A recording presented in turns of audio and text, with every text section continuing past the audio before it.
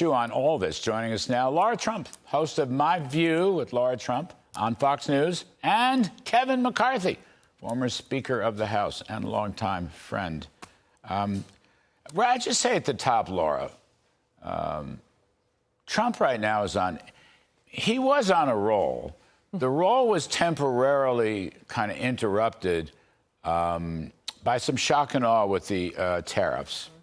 Right now, it seems to me he is back on that roll with more. I mean, the economy is going his way, the tax bill is going his way. And this, I believe, a commanding presence in the Middle East. He's doing things that nobody expected him to do or no one has done before, while the Democrats here at home taking the brilliant political course of defending MS-13 gangsters and criminals and killers and terrorists. So what do you make of that? What a time to be alive, Not right? to put it too bluntly. Yeah, no, this is incredible. And I think for those of us who had high expectations for President Trump, myself included, he's exceeded all of those already. I think the first 100 days were brilliant. You're right, people gave him a hard time about the tariffs. They're already paying off. We're already seeing people come to the table like the UK, China. This is going to be a great thing for America and the rest of the world. What he's doing in the Middle East right now and the way he has conducted everything is absolutely brilliant. He is making sure that America is in charge of the world, that we are the superpower and the leader of the free world. But he's also changing things in the Middle East in a way that we've never seen happen before. He's saying, you guys have this opportunity. We don't want to come in and nation build. We want to give you this opportunity. We want to reset relations. We want to do things that are going to be great for this region, great for the world. And I'll tell you what, only President Trump could do it. Just the past 5 days, looking at the things he's accomplished from Pakistan and India, from a potential meeting, as you and Peter were just talking about there, with Russia and Ukraine, all the things going on in the Middle East, bringing a hostage home, it's all incredible. And I believe he's the only person, honestly, who could do it. You know, Kevin, I'm going to guess behind the scenes, he's having some pretty good, intense conversations with MBS and the Saudis about the Abraham Accords. He made his public plea. He put himself on the line in that public plea. It was a very eloquent speech, I think. But I also think his decision to lift the sanctions from Syria and go see the president is something that would please the Saudis a good deal and almost like a good faith effort. I mean, what the heck? The Syria is the Syria.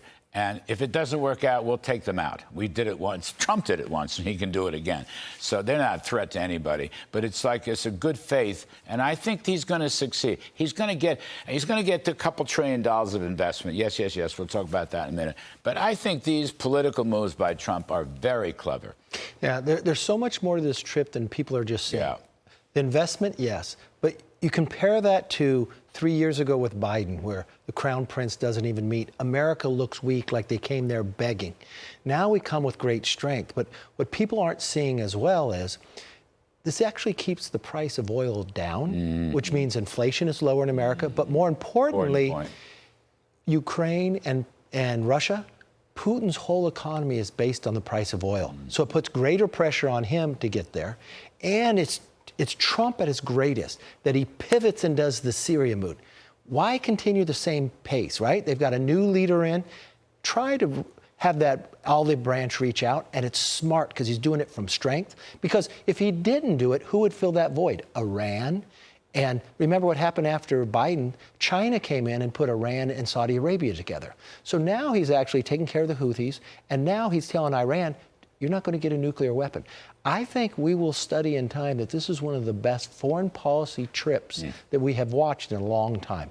Lara, he laid the law down with Iran. And man, he's saying, okay, we'd love to do business with you, and we'd love to do commercial business with you, but if you don't, and you continue to build your nuclear weapons, which is what all the reports are, we will take you out. That's Absolutely. The way I read it. Yeah, no buts, ands, semicolons, nothing. No questions. Very clear. No questions with President Trump. And I think that's the difference, too.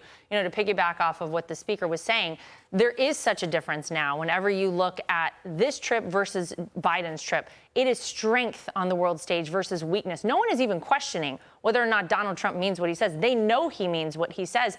But then he also goes back to talk about the fact that when he was in during his first term, Iran didn't have the ability to continue developing a nuclear weapon. They didn't have the ability to fund all of these proxies across the region and cause all of this chaos because they didn't have the money. Biden lifted the sanctions. He gave them the ability to start, getting all this money back and selling their oil. And it's put the entire world in a really bad place. But yes, I think they know when President Trump says Iran will never have a nuclear weapon, he means they will never have a nuclear weapon. He'll take him out if he has to. Israelis would love to do it also, as you know. You know, Kevin, on the oil thing, I've said for a couple of years now, China is financing Iran and Russia, two of America's enemies, by buying oil. Exactly. Now, if the price of oil comes down more, it has come down a fair piece. It's in the low 60s now, right? Yeah. Saudis turn the spigots just a little more, right? Saudis and the others in the Gulf states, just a little more. You're in the 50s. That is going to kill Russia, absolutely kill them, bring them to their knees. By the way, it will also hurt Iran, no matter how cheap and how much they sell to China. But we put secondary, one more point. As you know, Trump put secondary sanctions on purchases of Iranian oil, which is to say to China, if you buy any more Iranian oil, you will do no business with the United States. That's even worse than a 145% tariff. That's true, because when President Trump left the last time, Iran was only producing 400,000 barrels a day. Under Biden, they produced 3 million. Yeah. What happened? They had a lot of extra money to fund the proxies that brought us October 7th and everywhere else. So what Trump is doing here, gets Saudi Arabia to embrace the Abraham Accords. Also, he told Iran not to build the nuclear weapon, when he's in the Middle East with his friends there. Yeah. He's also building greater relationships. So if Putin does not show up to this meeting for peace, he can turn that on them as well. Put some new sanctions on Russian oil while everybody else agrees here. That will break their economy. Maybe we need to produce a little more while we say, Russia, you can't buy their oil. One more before I lose you. It looks good for the tax cuts.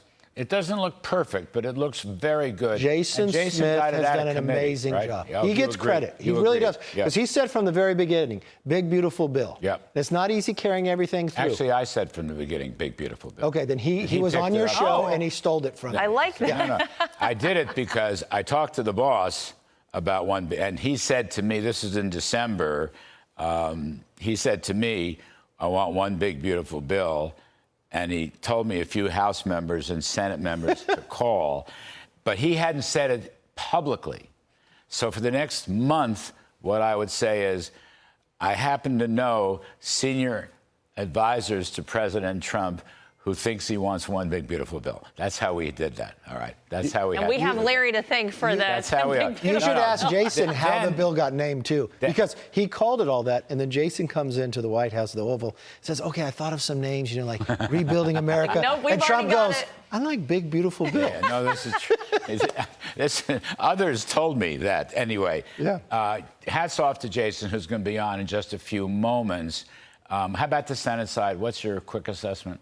Look, at the end of the day, this bill gets done. Yeah. Will it look different? Yes, because it can't let the taxes go up.